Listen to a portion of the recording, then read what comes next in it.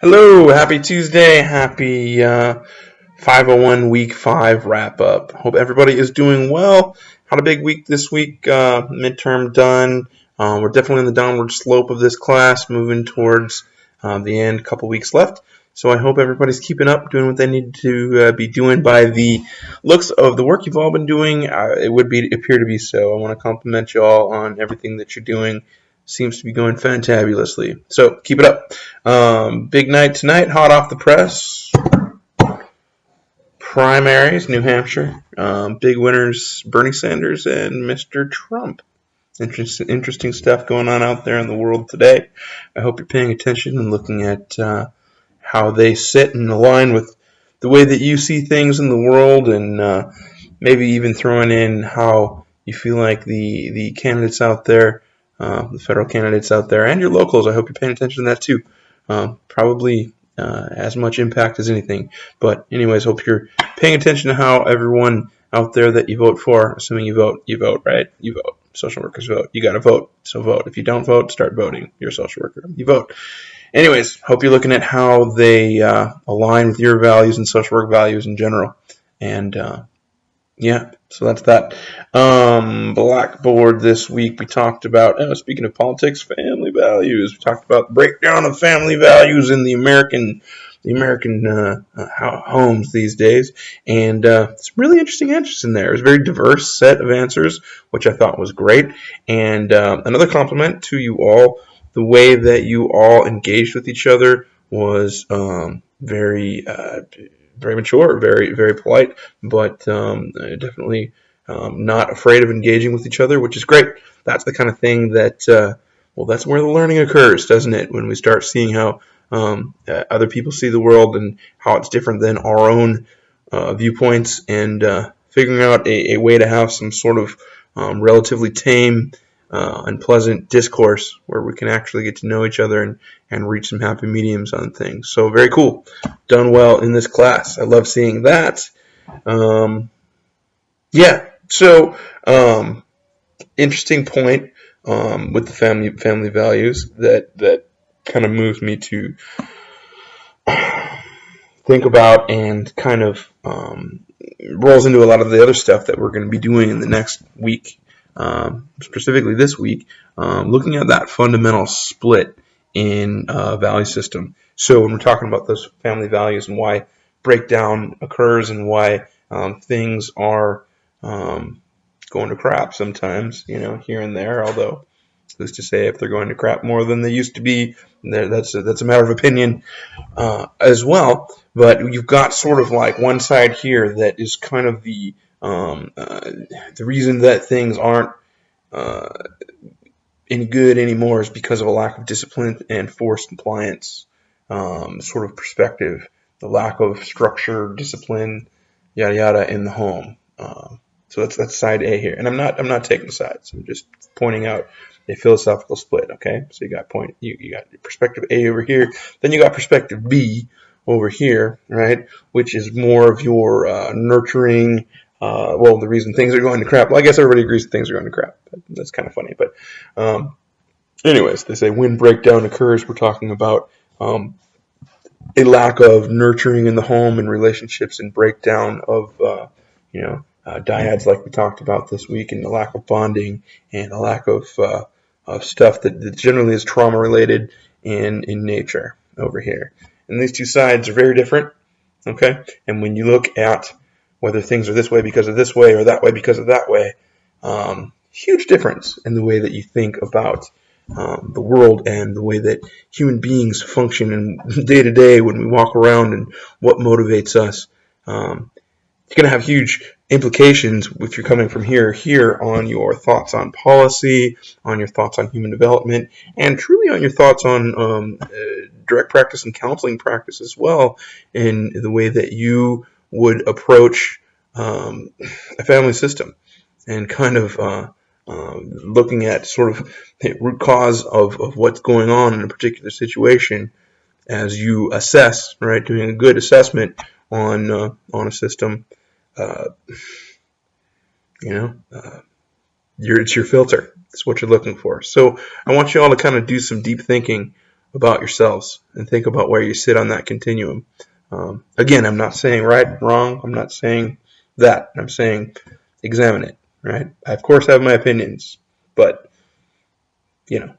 as usual, the truth's probably somewhere in the middle, but most people lean this way or that way on that. So, moving on from that, this brings me to the second arc of the class. We're kind of done with the first run of things, which is the biopsychosocial end of it. I probably mentioned, as I do in most of my classes, that at some point you would be sick of the term biopsychosocial. You're probably sick of it. If you're not, then you're not paying attention. But we're kind of over with that. That kind of ends at the midterm, and we move to that second arc. Okay, the second arc being really moving more towards looking at the developmental end of things and sort of the human development, which we break out into ages and stages. Okay, so this week we're going to be looking at fetal development and infancy. Okay, after culture, because culture is in there too, important piece. And they flow together well too. I think when you jive back to what I was looking at there, looking at culture and perspectives, and how truly, when you look at, how does a person come to be the person who they are, right? In terms of that infant development, well, culture is such a massive part of it. So I think those actually jive together really well in the same week. But anyways, we're going to be looking at those and sort of looking at some of the fundamental things in there. One note that I want to go back to really quickly about when I was talking about this and this.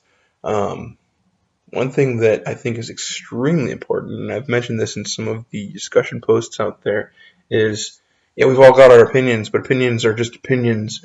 As much as you can back yourself by fact and research, the better your opinion's going to sit. Right? The more likelihood that there is that more statistical likelihood that you're right. So just think about that, And there's a lot of research out there on this kind of stuff. So you'll be looking at some in this class too. So look forward to that. Yeah, and it's talking about split ideologies there, like I was talking about. There's, with the split, like nowhere are you going to see more of that sort of cultural ideological split than when you're talking about child rearing, infant, birth and infant development, and the way that sits in different cultures. I'm sure you've seen that out there and can come up with 30 examples. Each of you can. Fascinating. You got spare the rod, spoil the child. Then you got you can't love a baby enough. There's no such thing as too much love, and so yeah, it's interesting stuff. And I think that as students of human behavior and folks who want to know what makes your average person tick in order to be able to peel that back, do good biopsychosocials, and kind of figure out where the breakdown is in order to help, in order to facilitate better living for folks. It's extremely important for us to be paying attention to that. What do we got here? Yeah, okay, so I covered that. All right, so on that topic of your own belief systems and culture and all that, this week's reading, the Nasarima, there was a little confusion on what the readings were. Sorry about that. Hopefully it's cleared up. If not, I'll post some in the forum about it. But Nasarima article this week, it's one of my favorites. I hope you enjoy it. Post the discussion board about it.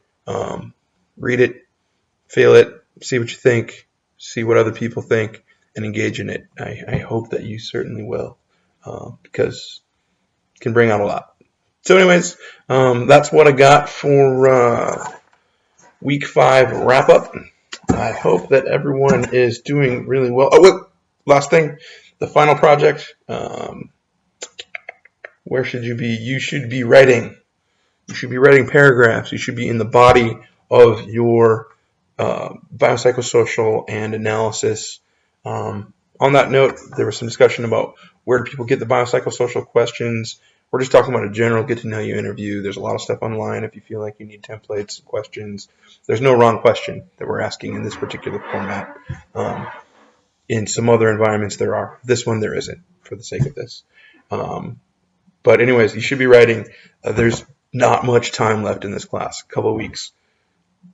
don't get behind. You're going to hate your life if it's like 3 days left and you're trying to catch up on this. You're going to hate your life. You're not going to get the experience out of it that you could, and you're probably not going to do so well. So don't do that. Don't do that. Be a good egg and make sure that you're staying on track. If you're struggling and you need something from me to be able to get yourself on track, please let me know. Give me a call, send me a text, send me an email, um, whatever you need to do. Just make sure that you're taking care of yourself. So thank you, 501 people.